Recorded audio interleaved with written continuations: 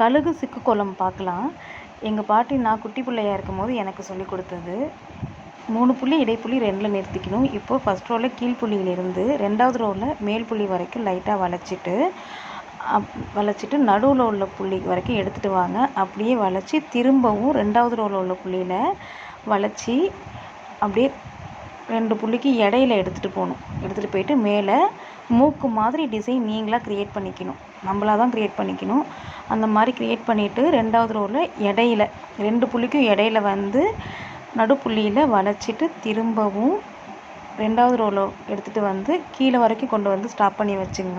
இப்போது அந்த புள்ளியை அப்படியே வால் மாதிரி நம்மளாக க்ரியேட் பண்ணிக்க வேண்டியது தான். அவ்வளோதான் ஃப்ரெண்ட்ஸ். இந்த கோலம் எப்படி இருக்குது, ஈஸியாக இருக்கா அப்படிங்கிறத கமெண்ட்டில் சொல்லுங்கள். உங்களுக்கு உங்கள் பாட்டி கோலம் கற்றுக் கொடுத்துருக்காங்களா அப்படிங்கிறதையும் கமெண்ட்டில் சொல்லுங்கள்.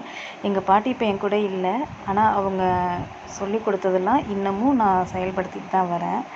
ஓகே ஃப்ரெண்ட்ஸ், நாளைக்கு வேறு ஒரு கோலத்தோடு உங்களை சந்திக்கிறேன். அது வரைக்கும் பாய். தேங்க்யூ ஃபார் வாட்சிங்.